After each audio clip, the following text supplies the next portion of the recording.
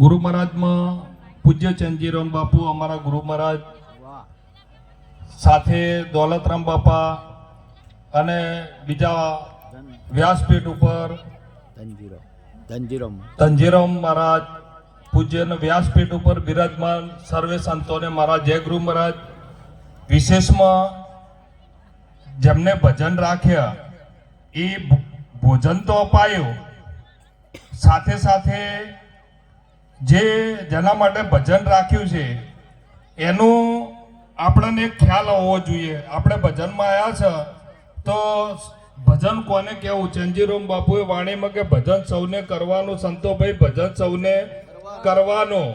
એટલે ગાવું બજાવું આને ભજન નહીં કીધું, પણ ભજન હવને એટલે પોતાની હવ બધાની ફરજ છે કે ભજન બધાને કરવાનું, સૌને, કોઈ પણ બાકી ના રહેવું જોઈએ.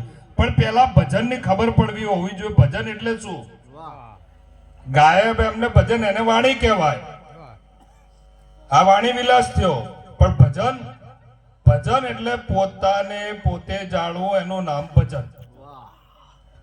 પણ આ શક્ય જ્યાં સુધી સદગુરુ ચરણે ના જઈએ તો એ ત્યાર સુધી આનો મેળ પડે નહીં.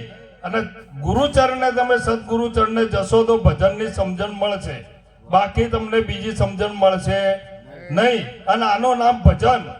અને આપણા જીવનમાં આ જે મનુષ્ય દેહ મળ્યો એ ભજન કરવા માટે જ મળ્યો છે.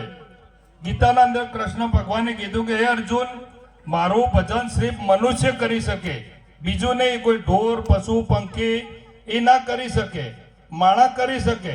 પણ માણસનો જન્મ માત પિતાથી ન મળે. માણસનો જન્મ માત પિતાથી ન મળે, સદગુરુ ચરણે જઈએ ત્યારે એનો જન્મ જ થાય છે.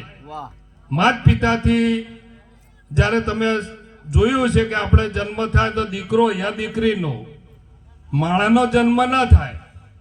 પણ આપણે પહેલા તો માણસ બનવું પડે. અને જ્યાં સુધી ગુરુ ચરણે જઈએ, ગુરુ મહારાજે કીધું છે કે માણસ ચોરી, જારી, મોજ, દારૂ ને જુગાર આ 5 વસ્તુનો ત્યાગ કરે તારે માણસ એને કહેવાય, બાકી માણસ કહેવાય નહીં. એટલે આ ભજન જેને રાખ્યું એનું આપણે એક પણ વ્યક્તિ, એક પણ માણસ બની જાય તો એમનું એ કલ્યાણ થઈ જાય કે ભજનનો એનો આ સફળ, એટલે બીજાને ઉમંગ જાગે એના માટે જ આ ભજન કરે છે.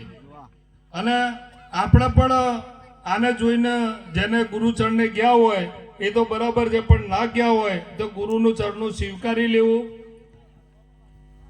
હવે આટલું કહી મારી વાણીને વિરામ આપું. સત્સંગ તો બહુ કર્યો. બોલો સદગુરુ મહારાજનો જય.